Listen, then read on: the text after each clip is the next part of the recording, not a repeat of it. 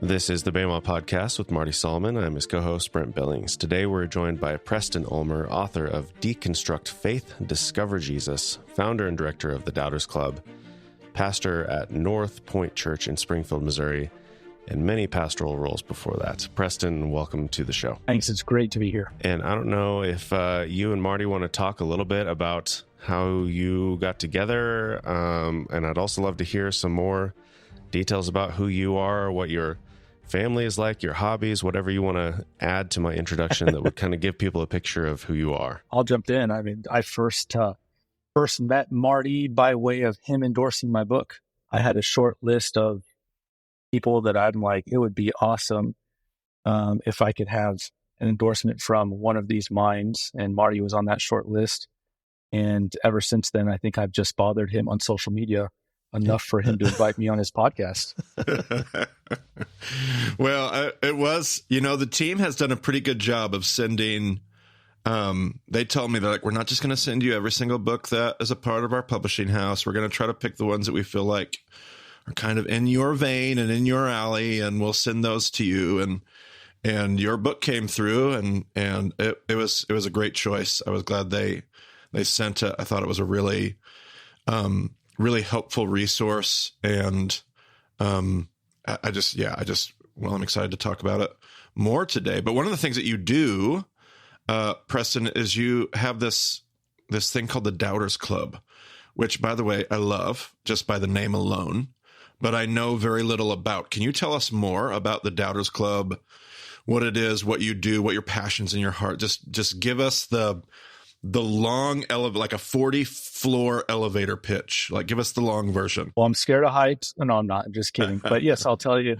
The Doubters Club. So this is what we do. We've launched over 100 Doubters Clubs around the world. They never take place in churches. They're not ministries. They're actually clubs.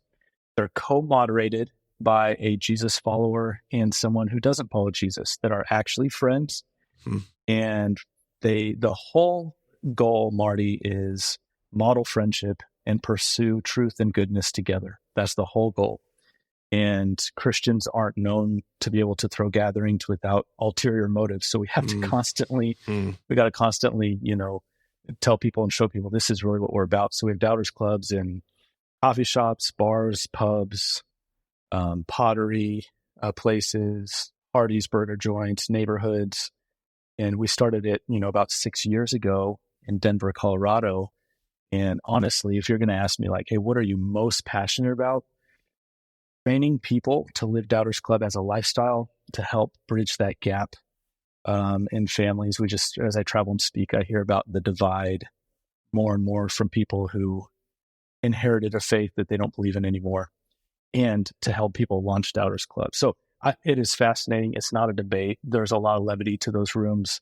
But the group, you'd find this interesting, Marty, the group actually votes on what they want to talk about the next time they meet. So they meet once a month, and it's always co-moderated by two people who don't agree with each other but are dear friends. Yeah. So and I hear this in what you're describing. You said we're not known for having ulterior motives. So let me ask you to double down on that part of Doubters Club. I'm assuming that Doubters Club doesn't have some ulterior motive. Like there's something about the club itself, the doubts themselves, the ability to, there's some kind of, whatever you want to call that. Maybe fellowship is too much of a Christian word or whatever, but there's something about that space that's already sacred enough.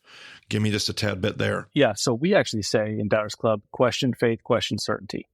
And we have 5 ground rules. So we don't interrupt. We listen with an open mind. We value respect above being right. So we always go over those things. And what we're trying to do is to say, and I know it's not for everybody, but honestly, I desire spaces where there's no pressure to make people think like me, but I want to get to know stories and questions and doubts and objections by way of knowing the person. And so I get from all sides, Christians who will be like, oh, it's a Universalist club. And sure. I'm like, no, we're not Universalists. We're just letting people share their beliefs and ask questions. And then I get from people who don't share the same faith as me, that they'd say like, okay, so is the motive to get us to go to church? And I say, Sure. no, not at all. I don't care if you ever come to church.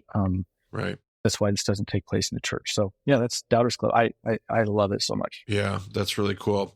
Do you have anything about family, hobbies, whatever is unique about you you'd throw in there before we get too deep into this? I have an incredible wife that she just told me the other day. She said, we were talking about different speaking engagements coming up. She said, the evolution of your faith has been so fun to watch.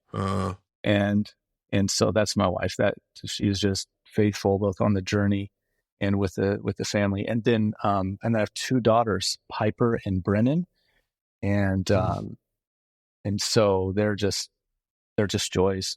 I mean, they are the reason why it's hard to travel. Not because they need me home, but I think I need to be home with them. I might be a codependent parent. I don't know.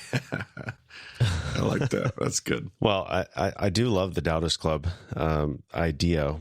As I've been looking at it, I'm thinking like, wow, there's probably some things that we can take away and apply to at least some of our BEMA discussion groups.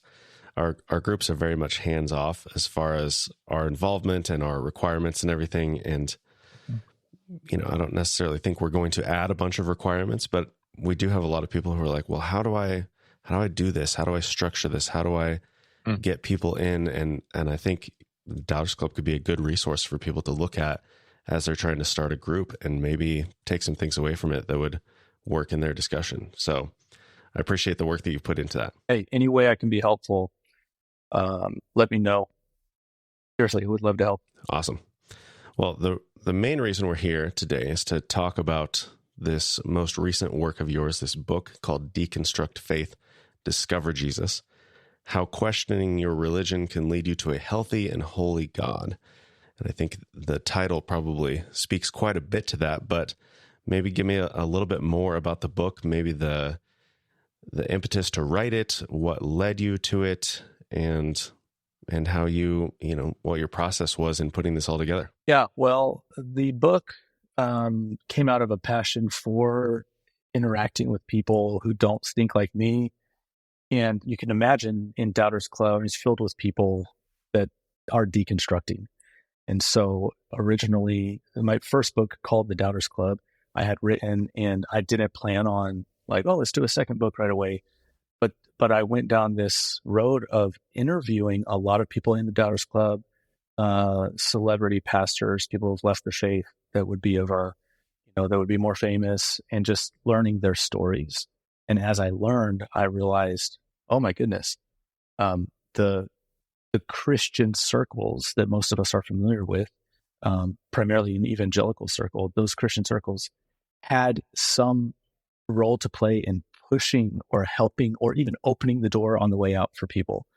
And I just, the more I read the biographies of Jesus, specifically Matthew, Mark, Luke, John, I realized like, no, Jesus was a deconstructionist.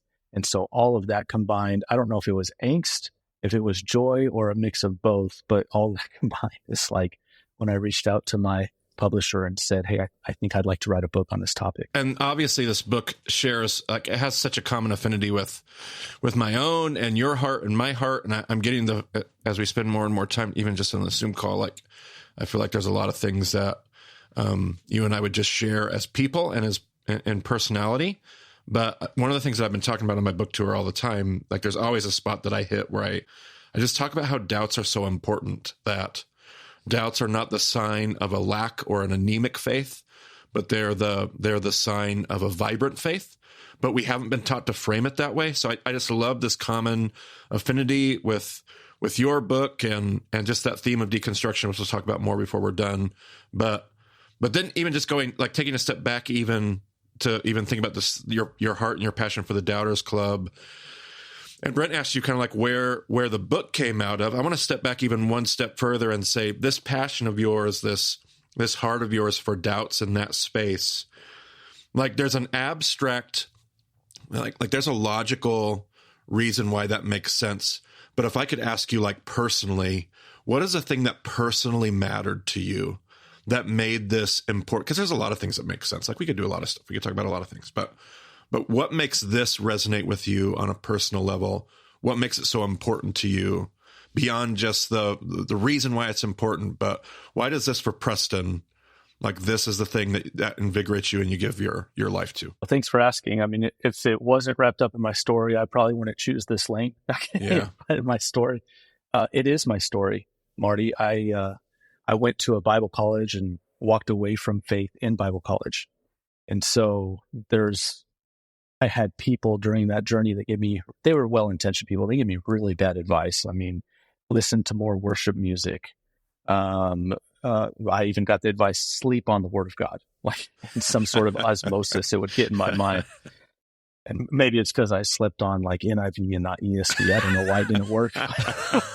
No. But honestly, they gave advice that was just so outlandish. And there is one individual, a lot of people at play, one individual who told me, he said, I don't care where you land as long as you're honest. And he just assumed I had integrity and that I wanted to be honest. He didn't push me away. I was invited in his office on a regular basis. He ended up doing my wife and I's wedding. I mean, I believe in a Jesus-looking God because of this person. Yeah. My family had a role to play too, but I'm saying in that season, that was a critical season. Yeah.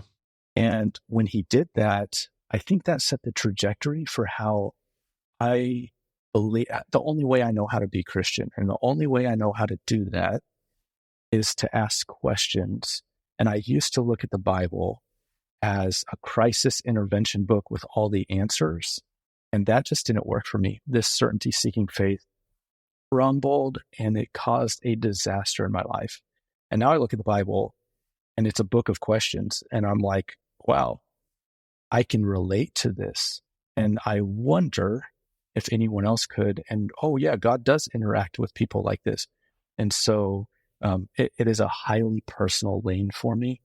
And I sometimes worry because I'm like, I don't think, like I said, I don't think there's another way that I could follow Jesus with honesty and authenticity. And so the reason I say I worry is this is not a lucrative lane. Right. This is just, Right. it's hey, we all doubt, we all ask questions. And, but I wouldn't have it any other way. I love that as you tell that story about this individual that meant so much to you, like you use the phrase something along the line of he trusted I had integrity. He trusted that. Like, it's so interesting that in our typical Christian paradigm, we think, oh, well, we're saved. We have the best of intentions. Our intentions are kind of above reproach. Their intentions are just so messed up, jacked up. Unbelievers, this. I'm always trying to tell people, like, just because we may even categorize them as lost doesn't mean they're stupid. Like, doesn't mean they lack intelligence. It doesn't mean that, can't we just trust in their humanity enough to believe that their humanity alone is enough, their image of godness is enough to trust that they want the right stuff. They're leaning into the right things. Like, trust the process. Mm-hmm. Don't trust that the entire process, let alone the entire person, is broken. Like, trust that we're all share enough of this humanity. I love just that aspect of the Doubters Club, bringing these things together, because that space alone is sacred enough, because we're all sharing at least the human experience, at least the human journey, which is far more tied to faith. Maybe not in a creedal sense, but in just a shared humanity sense. And I love that this person in your life trusted you with that, like knew that, I'm assuming trusted that God was already at work. Like it blew up the categories. And I love that so much. Well, and that's why it is so personal is, again, I will always remember what he said. I don't care where you land as long as you're honest. Oh, yeah. And no question was off limits. And here's actually the piece that we don't talk about in churches. You know, I think we're at a place now culturally where we'll say questions are welcome. But differing answers aren't welcome. And I think that for my journey towards the kingdom, I've had differing answers along the way. I mean, my faith has evolved, and intuition, experiences, imagination, all of that has come in, where before I felt like those three things were told to be left out. And it was about, you are as faithful as you are psychologically certain. Yeah. And when I experienced real life, I'm like, oh, I'm certain of very little. Yeah. So yeah, it was very meaningful. And it sounds like you've taken that experience and turned it around and offered that space to so many other people. One of the things that I really enjoyed about your book is all the interviews that you had throughout. And I was curious, like, were all of these interviews conducted specifically for the book? Because I kind of get the impression that you just love to give people this space anyway. And maybe some of these were beforehand, and you said, oh, maybe I could actually share this story in a way that would be helpful for people. Like, what was the process of going through all of these interviews? Yeah, there were some interviews where I reached out to people or people's publicists or whatever and just said, hey, I'm working on a project. Because at the time, I didn't know where I would land. You know, I knew kind of what I was seeing, again, in the Jesus story in my own life, but that doesn't, just because I see a certain thing a certain way, doesn't mean it's always right. So I would submit that, like, hey, I would like to do an interview, and it was set up as such. Other things were just stories of people that I'm doing life with, like I said, with people in the Doubters Club or in my community or in my neighborhood, and just seeing this common theme of people are deconstructing faith. And, we use that word intentionally, not religion. They're deconstructing faith, which is a highly personal part of our being. And in doing that, they're discovering something. And my hope would be they discover Jesus. And a lot of times, Jesus, like, they would be surprised to find Jesus did this same thing when he was walking amongst us. And so that was kind of the deal. Is like, some were intentional, some were unintentional. And the further along I got, I'm like, I need a voice that has gone through this, and I need to hear their story too. Yeah, there's certainly an authenticity and openness to your approach that was really moving to me. And I think something that I will hopefully learn from and apply to my own conversations. I was also really, like, your interview with Joshua Harris hit me particularly strongly, because I think by the time the headlines about him scrolled by, like, oh, Joshua Harris has renounced his faith, it's like, at that point, I'm like, oh, another one. And so your interview with him said, okay, there's something there. There's something of value to his experience.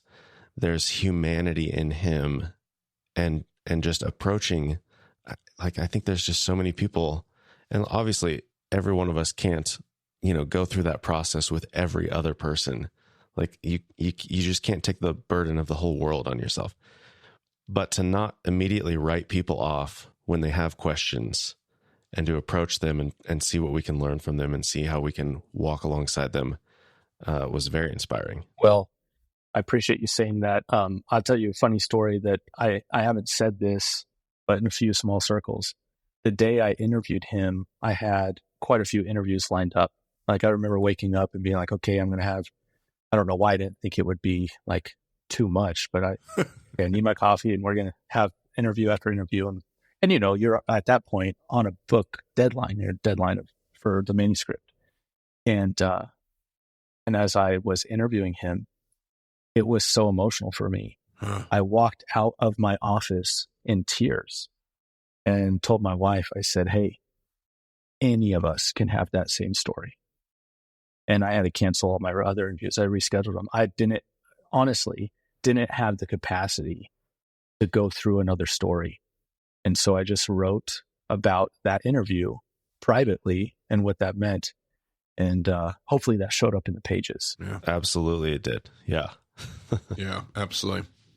I want to talk about this word that we've not been afraid to use in this episode. And we try to talk about it on the podcast too, but super aware of this word, deconstruction.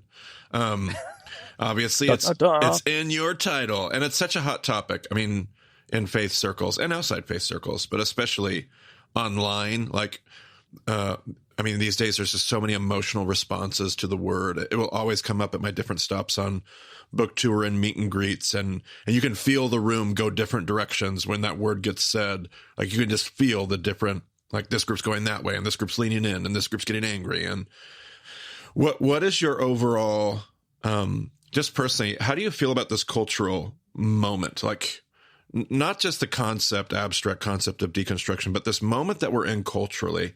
in faith circles and maybe faith adjacent or whatever you want to call that circles, does it exhaust you? Are you rolling your eyes? Are you invigorated? Are you frustrated? Are you worried?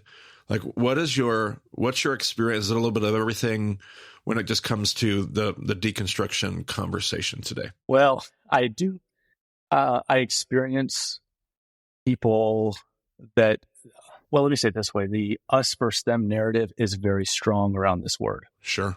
And when people, here's kind of what I'm sensing in culture as I'm traveling and speaking on it. When people aren't personally invested in the lives of those who are deconstructing, or they haven't hit a wall in their own faith, then they tend to write it off. When people like parents, let's say they're parents of now ex-evangelical kids, and they've heard that word from their kids, but they've never heard it in a church setting, it allows them to be like, wait, what is this thing? And so I think the moment we're in is revealing, do you have personal relationship with people who don't think, look, or act like you? Yeah. And I think the word deconstruct will quickly reveal that. And because it sounds like, if you don't know anything about it, if you're not invested in it, it sounds like the word destruct. Sure. And it sounds like deconvert, right? There's similar just in the actual word itself. And so that's why in the book, I have a chapter, deconstruction versus deconversion. And these things are not at all the same thing. And it is disorienting when you say that in a church setting. Yeah, absolutely. And I did appreciate that part of the book. The other part I appreciate about the book, and I've told you this online in our different messaging back and forth, but my favorite part of the book is this parallel you make to the movie Encanto. I loved that parallel. I now can't watch the movie without thinking about it. So I have this thing that I do when I travel. I don't know why I keep doing this, but obviously I'm on all these airplanes and I watch these movies that are in the seat backs. And I always choose these. I think, this will be a safe movie I don't have to pay attention to. And I keep picking like these favorites of mine, like Inside Out. And then I just like sit there and just weep openly on the airplane. Yes. And I can't stop. And now I'm like, Encanto. Oh, I love Preston's book. Oh, I want to rewatch that movie. And I'm on the airplane now, just like considering the church community and those struggling and doubting and deconstruction. And I'm like just a hot mess on the airplane now for like every movie that I plug in there. But can you just talk about that parallel? Give us the brief, like, explanation of what you do when you parallel those, because I found it. I mean, it's fun and I laugh. It was actually very helpful for me. It's a very helpful connection that allowed me to consider what it is that we often do in faith circles. So talk to me about that. Well, I'm glad it worked, Marty. I'm glad it had an impact, because sometimes my applications don't always make sense. The movie... I should actually interrupt you, Preston. We have a spoiler horn that we blow here. So if anybody hasn't seen the movie, Brent, you should probably blow the spoiler horn here. Oh, man. Yeah. Well, yeah, people should see it. If you haven't seen it yet, I don't even know what to tell you. But all right, I digress. Go ahead, Preston. The movie is about the Madrigal family, and most of the people, Peppa, Dolores, they have these superpowers. One of them speaks to animals, has a pet jaguar, all those things. And then there's that character Maribel, and she's just normal. She doesn't have a power, and she's not actually performing for any crowd. And that's really important. And so there's also a character, Bruno. And if you're listening to this and you haven't seen the movie, perhaps you've heard the song, We Don't Talk About Bruno. I think it's like #1 hit for longer than Let It Go. Yeah. Praise God. Someone knocked Let It Go out of there. Okay. So Bruno he gives like prophecies about the house, the Encanto. It's this magical house. And he gives prophecies. So he kind of gets exiled, and they don't talk about him because they didn't like the prophecies. And he gets exiled into the walls of the house. He loves the house deeply. He loves the family. His words, his prophecies, his insights were never to get people away from him. They were always to help fix the house. So Maribel, who doesn't have any special powers, she isn't distracted by power or anything, and she's just ordinary. She starts to notice the cracks in the house, in the walls, and in the foundation. She tries to bring it up. Abuela is saying, no, nothing's wrong, cover up, cover up, cover up. And she's like, we got to figure out how to fix the walls and the holes in the house. And she finds Bruno in the walls. And in fact, he's so in love with the family that he'll even have dinner with them on the other side of the wall. And I just picture it like communion. He's sitting at table and they're eating. If they knew he was that close, they would fortify it more. He's part of the family, but they don't like what he has to say. Well, Maribel finds him. The whole house ends up coming down. And he ends up rebuilding it. He's part of rebuilding it. He's brought into the house, but it does take some things to fall. And so in the book, I just talk about Jesus is hiding in the walls of the house.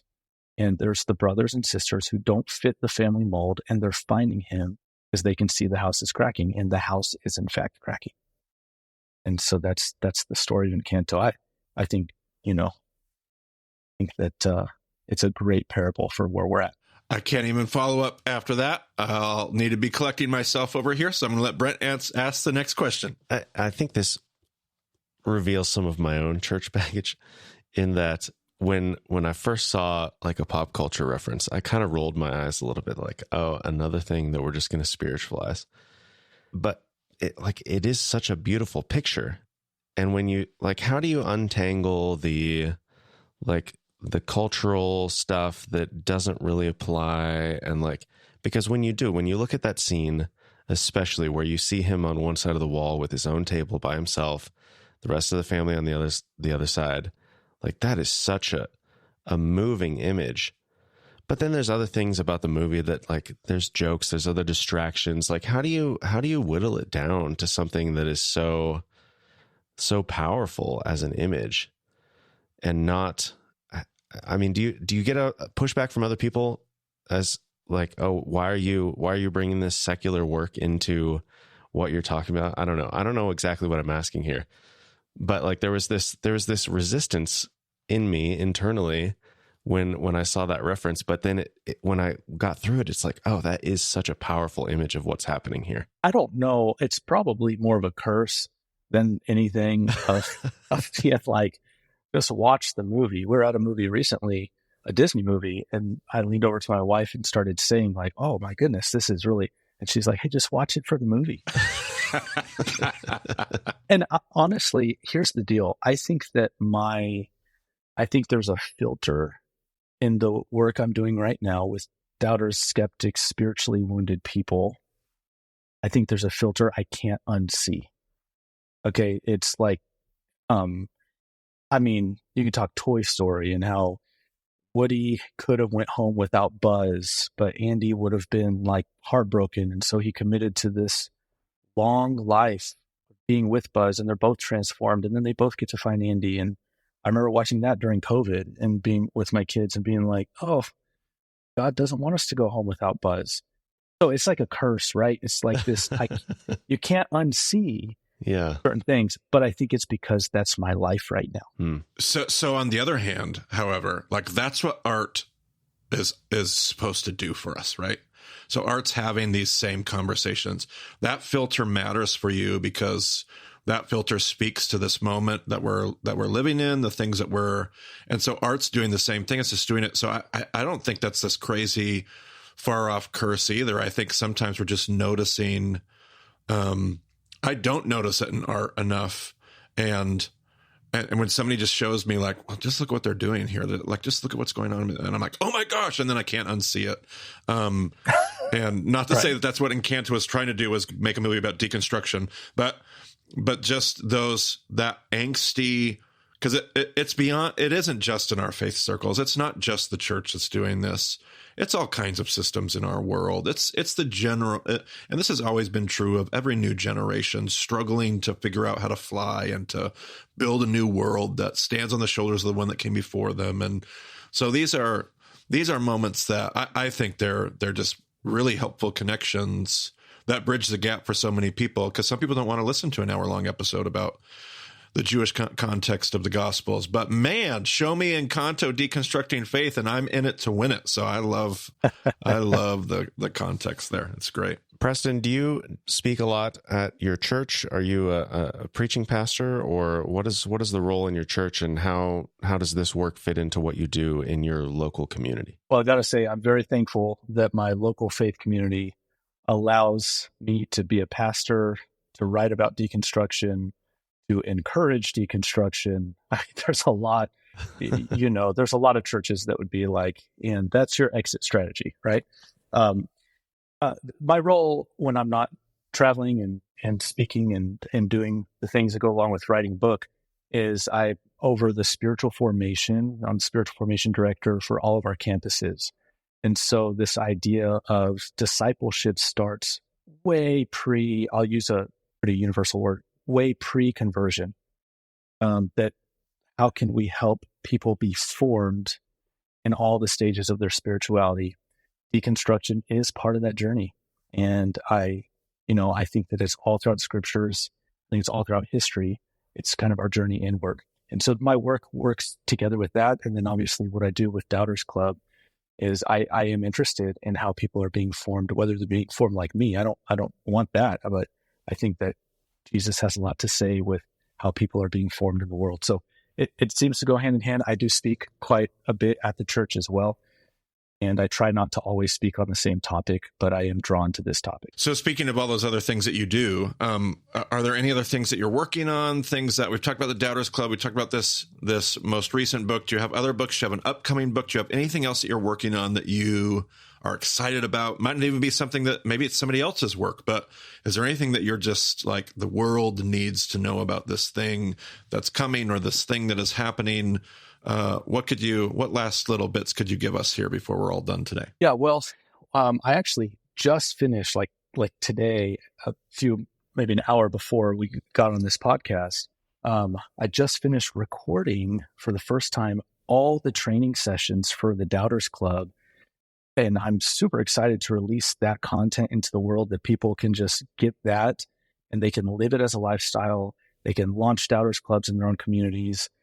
So I'm actually going to have the team put it on the website, thedoubtersclub.com/Bema, and then we'll have all the resources there. So if you're listening to this, you can go to that and the resources will be there. So I'm excited about that. I'm excited about what we're seeing with the book. We're having a lot of parents write in of saying, hey, we kind of screwed this up. When they were deconstructing, we said some things and did some things that we got to go back and apologize. What can we do? So a friend of mine and I were starting a cohort for evangelical parents who are trying to reconnect with their ex-evangelical children. And we're working with, we'll probably start that in January, February timeframe. But we're going to keep those going. And so anything that's going to continue to equip people, I know the church, we're like evangelism, but honestly, I think there's a case to be made that reconciliation's talked about more than evangelism. And so stepping into that space and in families is what I'm really, really pumped for. I really like that. I was saying recently, maybe you and I should talk some more.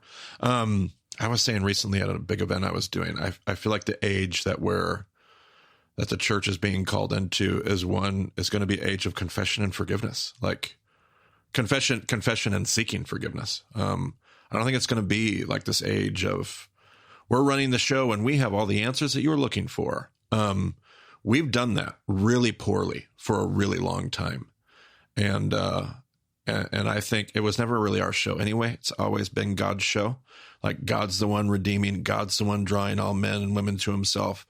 God's the one. It's always God's work. We're partners. We're hired hands. We're along for the ride. And when you said that, I was just like, woo, I have been feeling very, very similar things, and doesn't mean I'm a prophet or I'm right, but I really like that. So that's very cool. Well, Marty, we can do a lot together. So we should whiteboard something out. Is the start of it. Yeah, we should whiteboard something in Missouri. We'll have to get together. Sounds great. I would love it. I actually saw, I was traveling and visited a couple of Bema groups in my hometown, Wichita, Kansas, and we had probably 15 people there. And about halfway through, we ended up sitting down in this big circle, and it was beautiful because I basically didn't talk. And the entire room bounced around just sharing experiences. And there were two sets of mother and daughters there, and both of them sharing like their faith journey and their experiences from childhood. And then the mothers also like being a part of that process and like seeing those moments of, oh, I wish I had done something different. Mm-hmm. But then me seeing like, oh, they're seeing that pain. They're seeing that hurt. They like, maybe they feel a little guilty about it, but they're also here. They're a part of the conversation.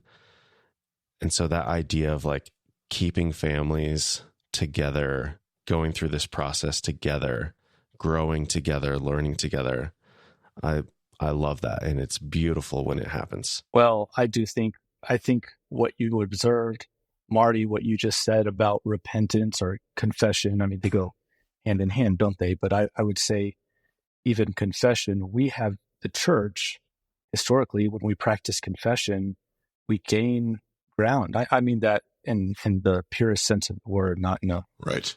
But we seem to gain even some moral ground of just going first. And there's a book called Conversational Intelligence, talks about cognitive mirroring. Someone has to go first in any relationship. And in the church's relationship with culture, the church should confess first. In fact, I don't even think we should ask culture to confess. I think that there's something about the household that is so fractured that if the church doesn't go first, they will unintentionally create deeper divides between parents and kids. Well, and we're unintentionally going to lose ourselves. Like it becomes about, exactly. Like this is, on some level, this is about our own salvation. I don't mean that in some soteriological, like getting to heaven. I just mean where, like you said, moral, you used some phrase a moment ago, and it's about and like our own, it's about our own salvation. Like there's still stuff that we're working through, and the danger of not working through this is that we are an unsaved, distorted, broken mess at the feet of the altar of efficiency, of a mission that we don't even understand.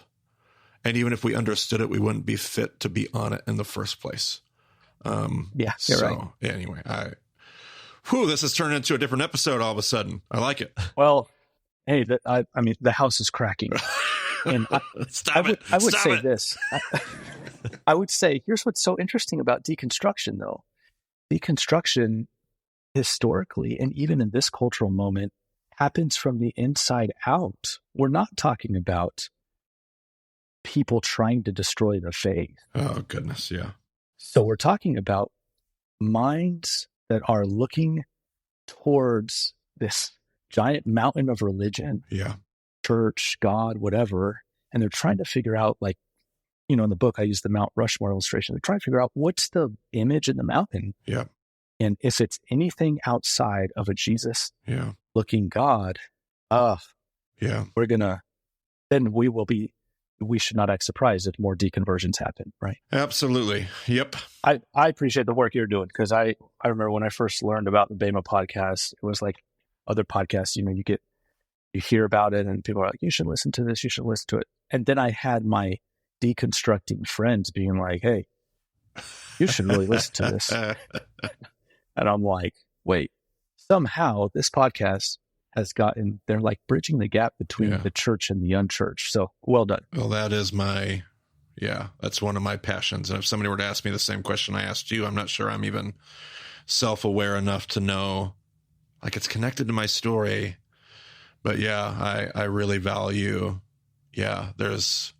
we always present two options, and those are two valid options, I suppose, but there are more options. There are more options to wrestle and to ask questions and to grow.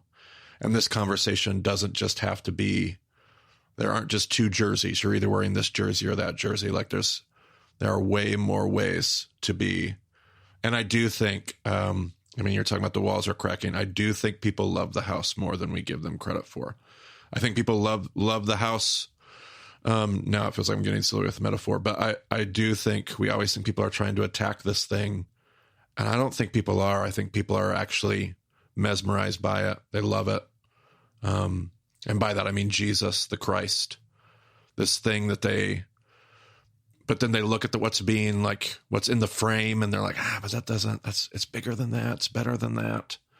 And this is how we get there. So I do love it. And I do love that we're all doing our parts and it comes together. Yeah. Well, the questions are going to be part of it. I recently was talking to someone and they told me, they said, the scriptures say, and this is someone that's like, I wouldn't say they're a Jesus follower, but they're very curious. They said, scripture says that the Christ is the revelation of the mystery of God, not that the Christ is the mystery of God solved.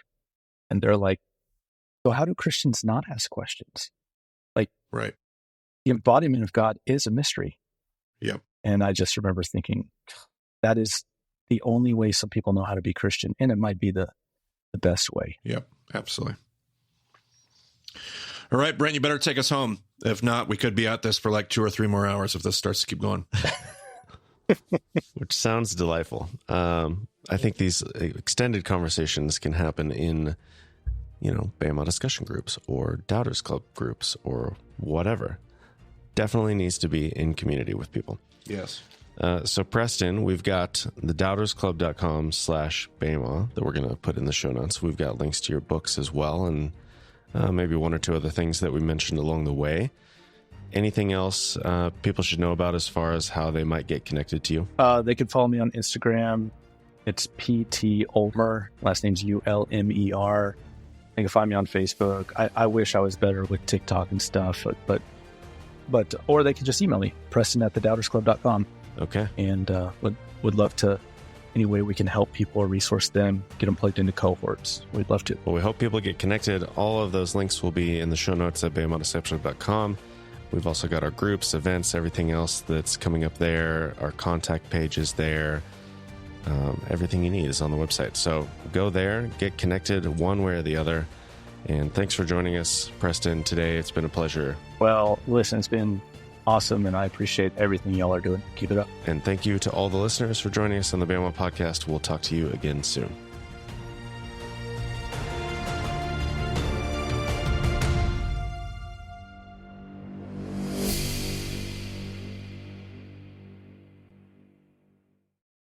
Hope Brent's okay stripping the audio off of the Zoom recording. Okay, here we are at the conclusion of the 2023 NFL regular season. The playoffs are about to begin. We're responding to the predictions that we made after week 1. And we're going to make some playoff predictions, right? Sure, why not? Okay, good. So, as of week 1, Marty predicted that the Chiefs would go 10-7, maybe 9-8.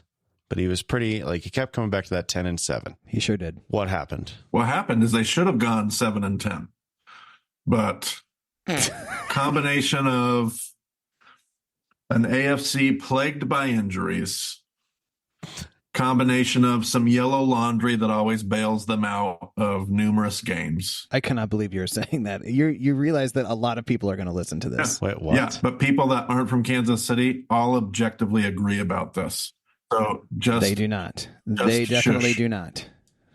They definitely do not agree. So that's what happened. I was 1 game off, Brent. I think what you mean is I was wrong. You can go ahead and say that. Well, I'll put it this way. I was wrong because we didn't anticipate 40 million injuries in the AFC. Had the AFC quarterbacks all been around, I wouldn't have gone low enough, Brent Billings. Here is the thing. Let's just all say that. Had the AFC quarterbacks all been healthy, the Chiefs may have been like 5-12. First of all, staying healthy is a part of greatness. That is a fact. Huh. Being on the field to play is a part of greatness. And I will just again allude to a certain postseason last year when my quarterback was pretty injured and he won the freaking Super Bowl. Yeah, so Spring will just get you every time. I will say on the 11-6 though, I don't think we won any games that we shouldn't have won. I think the closest we got to that, I would have admitted that for the Green Bay game, where there was the infamous, by the way, speaking of yellow laundry, the no call when the guy was riding MVS's back into the end zone and they didn't call the pass interference. Oh, yellow laundry, you guys mean penalties. Penalty flags, yeah. Okay. I don't know if anybody's listening to this who doesn't know what football is about, but apparently I am going to speak for them. I think if we would have gotten that call and scored and gotten 2-point conversion, I would have said we got away with one there, because I feel like Green Bay played better than we did that entire game. They deserve to win. Yep. I feel like all of our wins none of them were wins that we shouldn't have had. The Jets. Oh my goodness, Marty. No, not oh my goodness. You think you have that? You think you have that win? I think that the call that took away the interception would have given them the ball back. I do think that holding call, that defensive holding call, was a bad call. I do not feel at all assured that the Jets would have actually been able to go down and win the game after that. And I don't feel like the course of the game before that was such that there was no way that we should have won the game. That's an interesting take. I admit that it was a bad call. I admit that it was a bad call. I'm not saying that the whole game is riding on that call. That's an interesting take. What about the Vikings? I didn't actually see the Vikings game, so I cannot really... Interesting. Interesting. Okay. Well, okay. I'm glad you know. I'm glad you know so much about the wins that you deserve. So, okay, the Vikings game is the only question mark in my mind then, because I didn't watch that game and I don't even really remember watching the highlights of it. Other than that, so that's 10 wins that I am accounting for, saying like I don't think any of those are wins that we shouldn't have had. And I can think of a game or two that easily could have gone another way if it were for a call or just it's our fault, but the freaking receivers, man, just dropping every single pass. But whatever. I wonder if this is going to be one of those situations where like Marty has the better arguments, but because his sound is so terrible because he's not in his normal recording environment, that Reed will win the popular vote. Marty does not even have an argument here. All he said was, what about the Jets? And what about, he's not making any argument. He's just saying, what about? I'm the one that had the argument about the Jets game. Let me go back to a couple. I also had an argument about the Packers game, which Marty has said nothing about. Let me go back to some of the specific predictions that we made. Okay. Didn't actually get a full season prediction for the Bengals out of Marty. Didn't get a full season prediction out of Reed for either team, so we can't really address that. Hold on, I need to talk about that because it wasn't here, but Marty and I did. Marty remembers me making a prediction about the full season for the Chiefs. And Marty's recollection, and I believe him, is that I said we'll either be 13-4 or maybe 12-5. Is that correct, Marty? That is what my memory. Okay, so I was also wrong in my prediction then, because we fell right in between where Marty predicted we would be and where I predicted we would be. All have sinned, Reed. It's okay. I don't remember having what I would have said about the Bengals, and it's unfair to try to make that now. So okay, so then the other thing that I had you guys do was because of when we recorded the episode and when it was going to publish, I said, okay, what are the predictions for after 6 games? Reed said that the Chiefs would be 5-1 after 6 games. They were indeed 5-1. You said that Kelsey should be back. I don't know what you meant by that. Yeah, there was a game where he had some kind of an injury that was... He had the injury in the first game, right? No, he didn't. Or preseason? It wasn't the first game. No. Because we recorded that before game 2. Oh, yes, correct. Yeah, he was injured in preseason. He had a knee thing. He didn't play in the first game against the Lions, and then he did come back after that, and he played the rest of the season. Okay. Brent, I would just like to state that staying healthy is a part of greatness. So sure. It sure is. It absolutely is. I think that is a rubbish statement, but I just wanted to point out that Kelsey's greatness should be called into question. But I digress. Go ahead, continue. Marty said the Chiefs would be 4-2 at best, maybe 3-3. Obviously, I've already said they were 5-1. That's said and done. Reed said that the Bengals, and he had actually a game-by-game prediction of what the Bengals would do. He said that they would be 4-2. They were actually 3-3. Marty, you said that you quibbled with which games were going to go which way, but you're not arguing with 4-2. Again, they were 3-3, whatever. Reed said, if our wide receivers don't catch passes. We aren't winning anything, but it's not possible to be as bad as they were against the Lions. Boy. So how did that play out, Reed? Boy. Well, I don't know did they ever reach that low ever again in the season? I think that was maybe our worst single game. However, like we did not improve over the course of the season. We have Marty's nodding in agreement. I mean, anybody watching, any of my Chiefs fans out there who watched the end of the Eagles game when Patty just laid a perfect gift from heaven 48 yards in the air to MVS, and it was just right in his two hands, and he let it go. There were many dropped passes. Kadarius Toney continued to just really want to make things hard for the Chiefs. No, we never got better. I don't know that we had a single game that was as bad as the Lions game in terms of like number of drops. But we did have many drops, some of them lost games. Yes. So, and that is the biggest concern why, like, who knows what will happen in the postseason. We are a big liability because our guys still can't catch the football. Marty, your response. I don't need to respond to that because it was as bad as it was. Really was. We led the league. We led the NFL in dropped passes. Greatness. I mean, it's always going to be at the top of the charts, right? I will say that Patty had his worst statistical year of his career so far, and I think still came out like 5th or 6th in terms of like passing yards and passing touchdowns. So Patty's worst year is still better than 26 other quarterbacks in the league, but whatever. Not super interested in that. More interested in how he stacks up against his own performances in the past. I think he still played pretty well this season. I mean, he definitely, the Raiders game a few, like 3-4 weeks ago, that he single-handedly lost that game for the Chiefs. He had 2 turnovers infamously in 7 seconds. Each one resulted in a touchdown for the Raiders defense. That was awful. So he had some blunders this season for sure. I still think he was actually playing at a really high level a lot of the time. And if guys could just catch the ball, it would have turned out differently, but they didn't. So whatever. Final prediction or sort of prediction, a mention that Joe Burrow threw for 82 yards in the first game. Would that continue or would he improve? I think the general belief among all of us is that had to improve, right? And so how did that play out? What happened with Joe Burrow? Well, Joe had what I think almost anybody in their right mind would call a freak injury.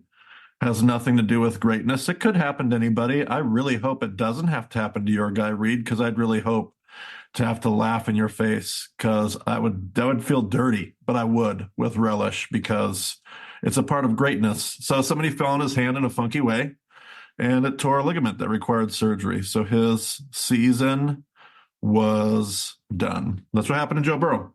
And we had a great backup. When did that happen? That happened in week 9. Yeah, the Bengals were arguably as good or better with their backup as they were with Joe Burrow. Joe Burrow did not have a healthy season at all. He had what he called a game and a half at 100%.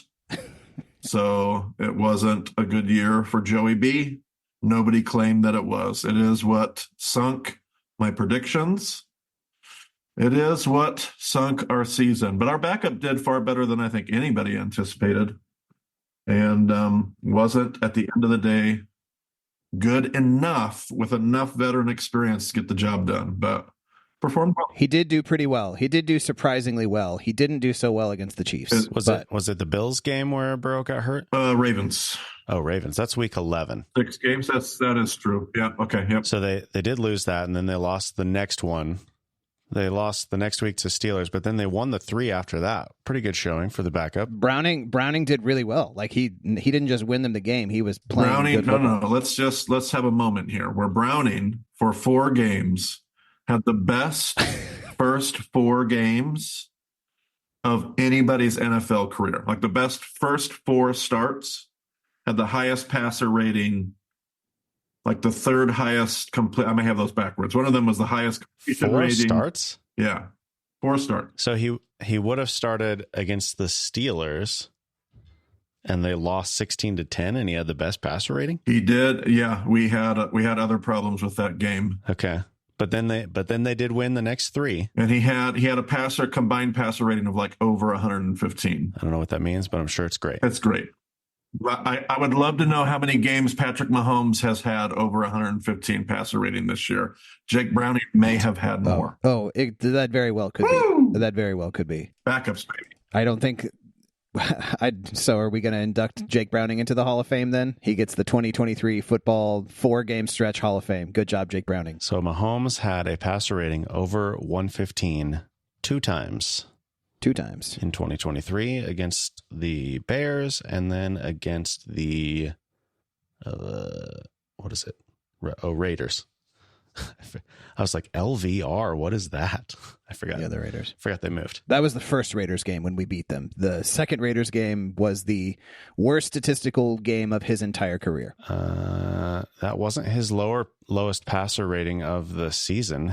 He was lower against the Eagles and the Jets. The Jets was his worst game. There's kind of this catch-all stat that they use for players. That's a complicated algorithm, I think. It's called expected points added, EPA.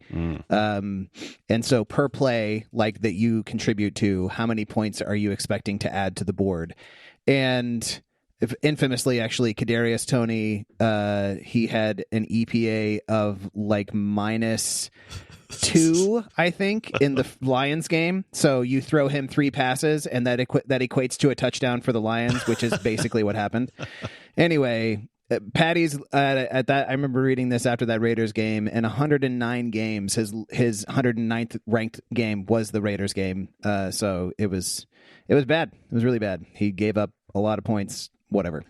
Let's do some postseason predictions, because then we gotta get to our Hebrew lesson here. Indeed, yeah. We have 2 minutes. Okay, so let's just go with the AFC then, because the Niners are going to lose, so it doesn't really matter on the NFC side. The Niners are going to lose? I'm sure they will. Yep. Yes, I've already said this, Reed. They're going to lose to the Lions. It'll be a Lions-Ravens Super Bowl, and the Lions win. That's all we need to know. Thanks for listening. Let's go through the division. Let's go through the AFC. Let's go through the AFC game by game. I want to get the picks. Kansas City is first in the AFC, whatever they are. North, Central, West. AFC West. Okay. They're third. They're the 3rd seed. They play against the Dolphins in the first round. I do think we're going to win, not just because I'm a Chiefs fan. I think we're going to win for a number of reasons. One, we've already beaten Miami this season. 2, their defense is hobbled, and it was already bad, and our offense is not very good this year, but I think it can score points on that defense. And 3, our defense is really good, and Tua, the quarterback for the Dolphins, does not play very well in kind of big pressure, big games. So I think we will win that game. Also, this is what I keep saying. The NFL regular season is what it is, and it does matter, and I want wins and not losses, but really all that matters is the playoffs.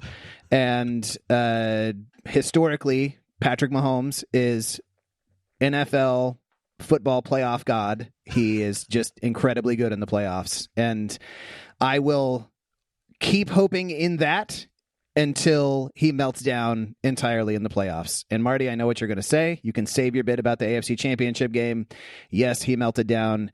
Other than that, his postseason playoff record is 11-3. His worst finish ever in the playoffs is overtime of the AFC Championship game. So I'm saying I think he gets past the divisional round. I will hope that he will keep going. So I got the Chiefs in the Chiefs-Dolphins game. Marty, who do you got? You can't beat the Dolphins with your kicker. That's not going to work. Okay. So Marty says Ravens beat the Lions in the Super Bowl. No, Lions beat the Ravens, and that's Lion. Sorry, yeah, that's me. I could never root for the Ravens, so ever. Period. So. Okay. All right, fair enough. And then Reed, what is your Super Bowl prediction? My Super Bowl prediction is a Chiefs 49ers Super Bowl, and of course, I will never pick against Patty and Andy Reid. You can call it blind faith if you want to. So I will pick the Chiefs to win the Super Bowl against the 49ers. I know it is not likely, but that is going to be my pick. By the way, I'm going to pick the Browns over the Texans, and I think the Browns are going to play the Ravens, and I think the Browns can beat the Ravens, and they will. And I think the AFC Championship game is going to be a Chiefs-Browns AFC Championship. Cinderella story, Joe Flacco versus Mahomes trying to keep his legacy going through a gritty, tough season. It's going to be a great story. I love it. Well, we're late for our Hebrew lesson, so we got to go. Marty, who's your other pick for the AFC Championship? Who's the other pick for the AFC Championship besides the Ravens? Who is it? Your options are KC, Miami, Buffalo, or Pittsburgh. I believe I had Buffalo against Ravens, I believe. Okay, there you go. All right. Go Chiefs.